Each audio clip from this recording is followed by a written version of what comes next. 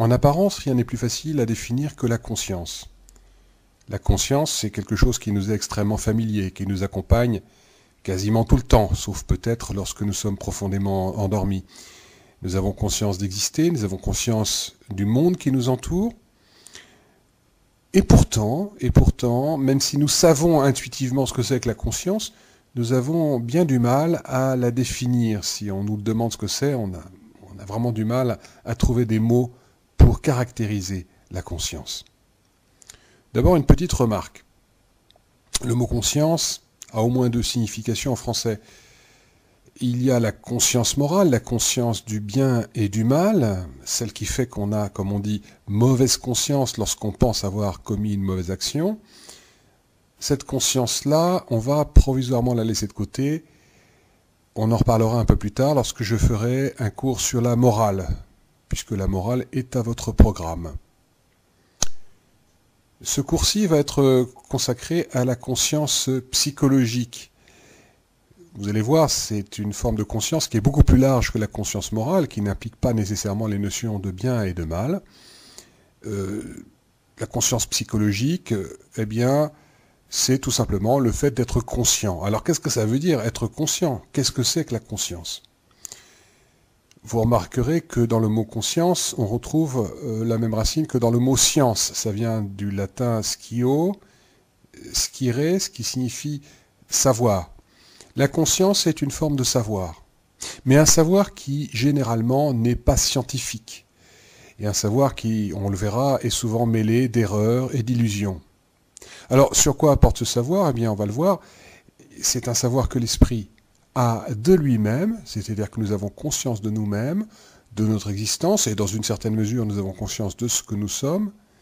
Et puis, la conscience porte également sur la réalité extérieure, mais aussi sur des objets plus ou moins abstraits qu'on imagine ou que l'on conçoit dans son esprit.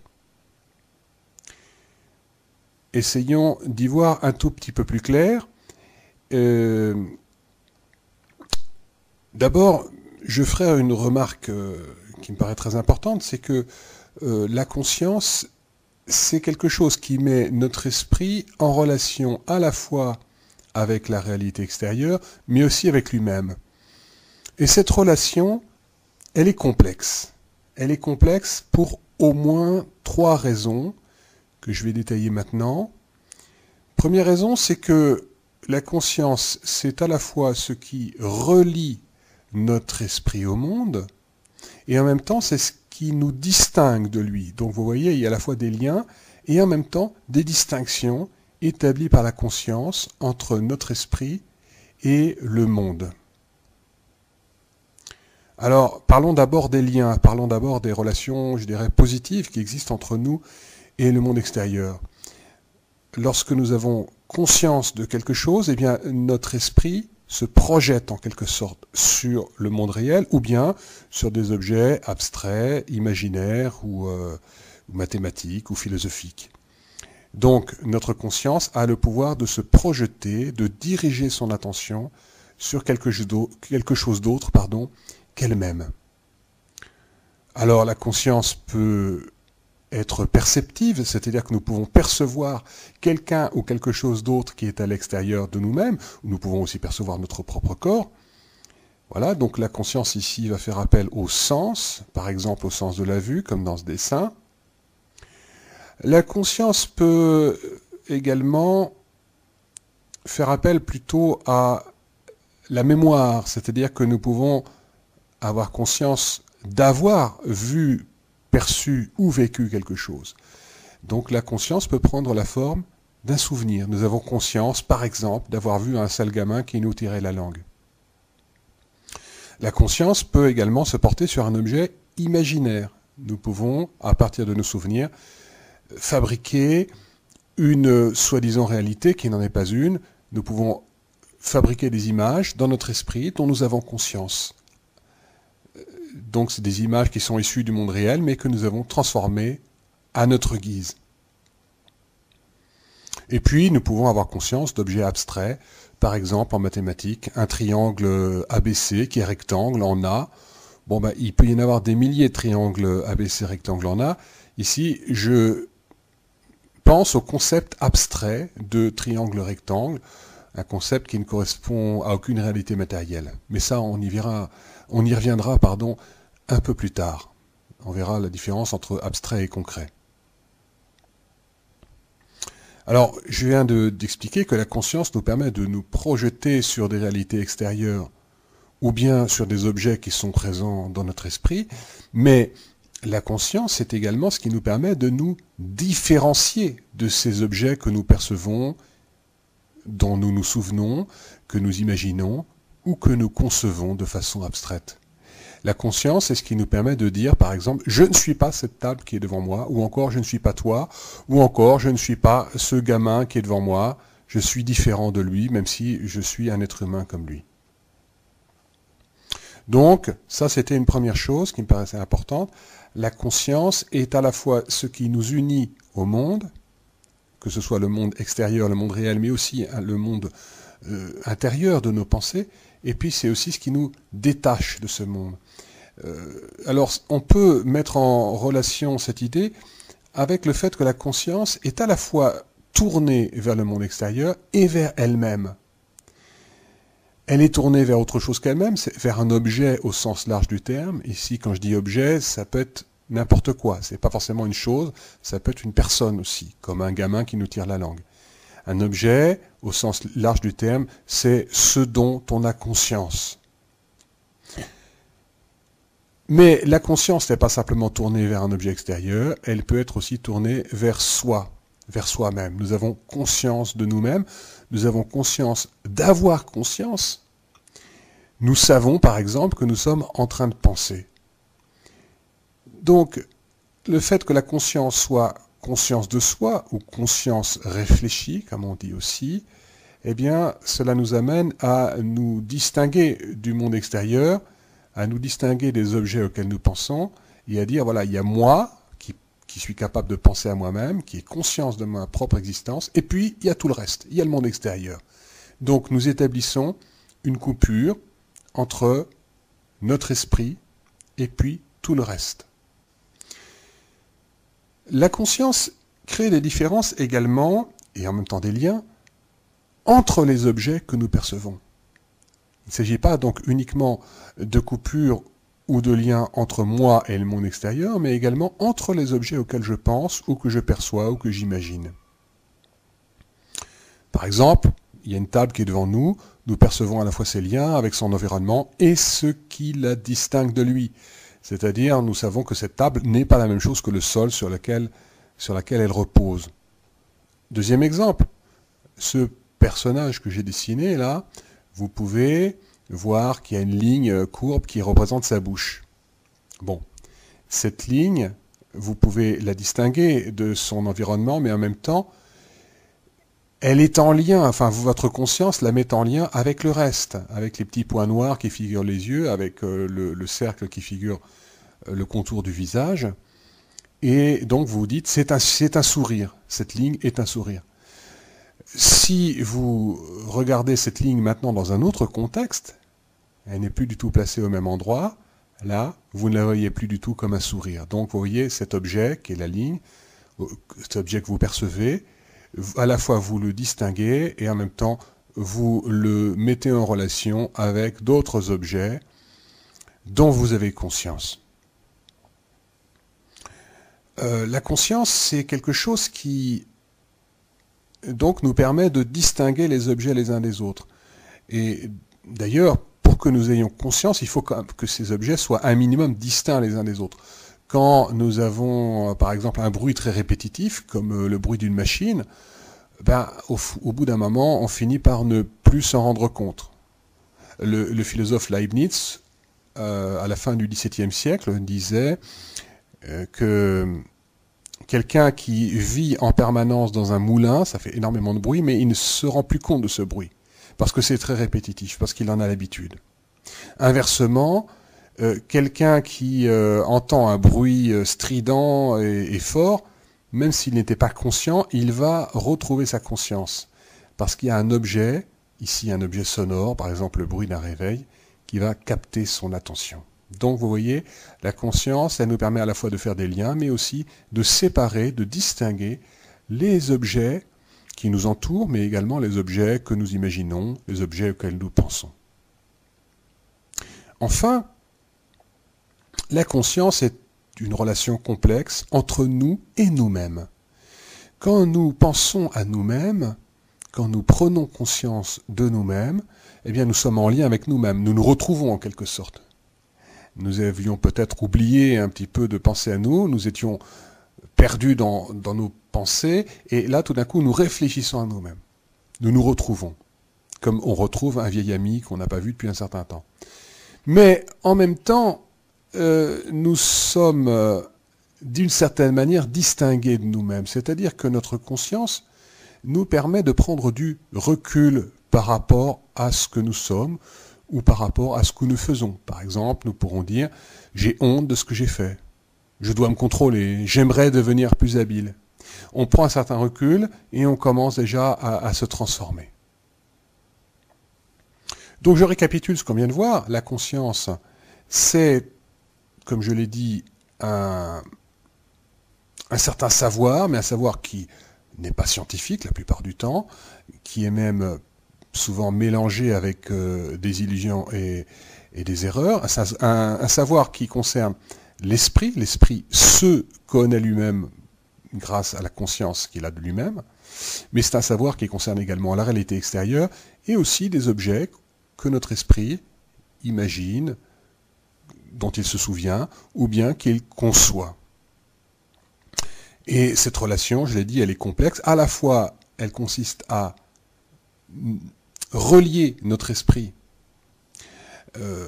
au monde ou à lui-même, et en même temps, elle opère des distinctions entre nous et le monde extérieur, des distinctions entre les objets que nous percevons, ou que nous imaginons, ou que nous concevons, et puis des distinctions également entre nous et nous-mêmes. En prenant conscience de nous-mêmes, nous prenons déjà un certain recul par rapport à nous, et peut-être nous avons déjà envie de changer, de ne pas rester exactement identiques à ce que nous étions jusqu'à présent.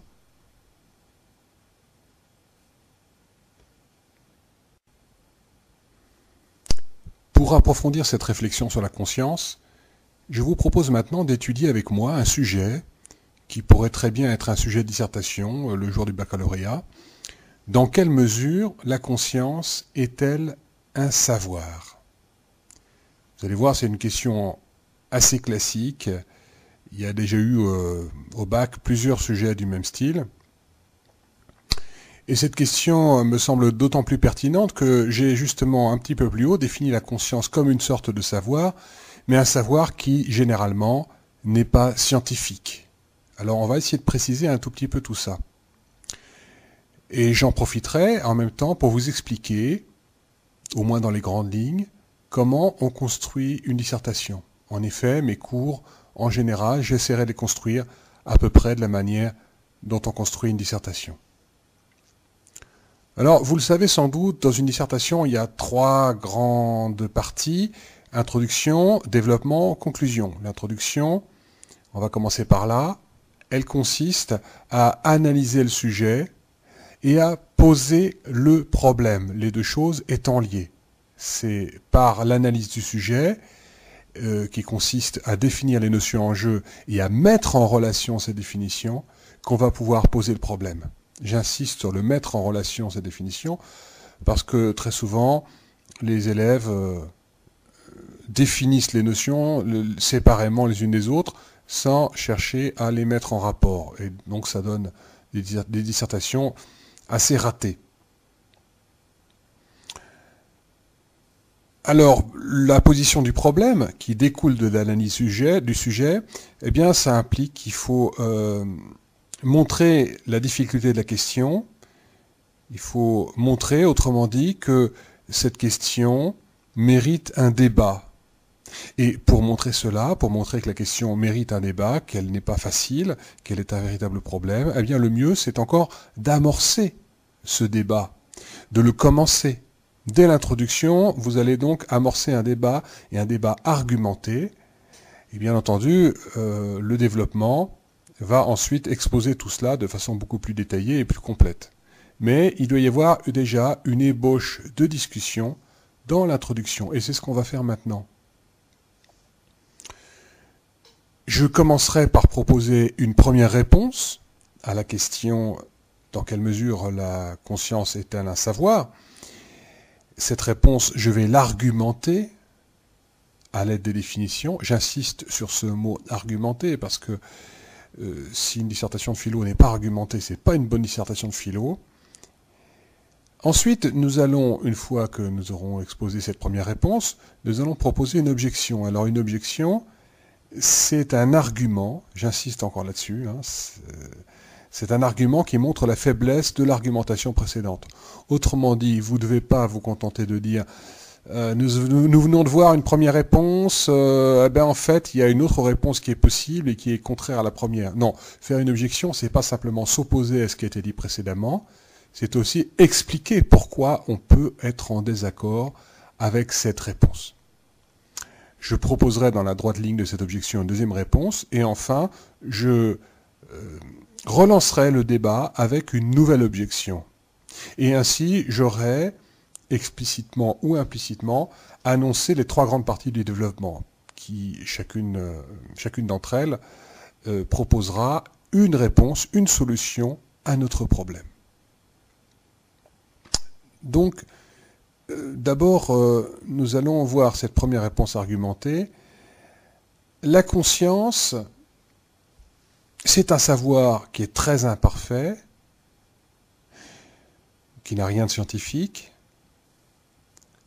avec tout de même une exception, lorsque la conscience est réfléchie, lorsqu'il s'agit de la conscience de soi, alors là, on peut dire qu'il y a un savoir digne de ce nom. La conscience que j'ai de moi-même est une véritable connaissance. J'explique brièvement cette réponse et je vais essayer de l'argumenter. Le savoir que nous avons du monde extérieur est en général très imparfait et même très faux. Je veux dire par là qu'il y a un mélange de vérité et de fausseté dans un tel savoir. Par exemple, vous regardez votre professeur qui est en train de vous faire cours, vous ne savez pas ce qui se passe à l'intérieur de lui. Peut-être qu'il est très concentré sur la classe, mais peut-être quand il pense aux vacances qui se sont terminées, il pense avec nostalgie à cette période où il pouvait se baigner tranquillement dans la mer sans avoir ses foutus élèves devant lui.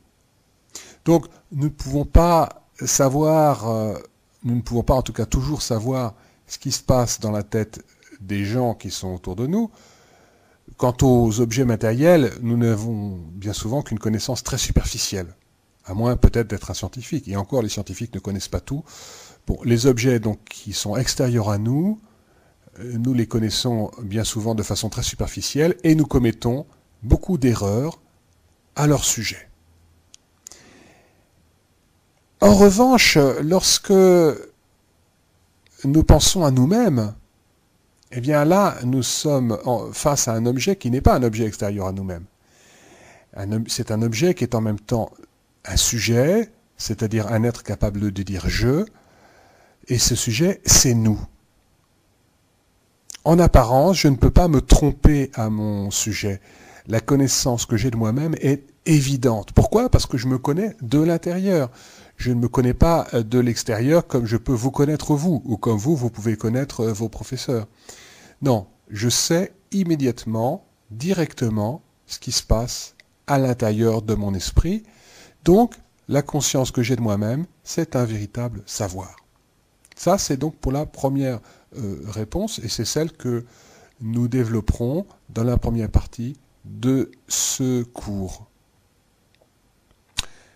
À cette réponse, nous allons voir qu'on peut faire une objection.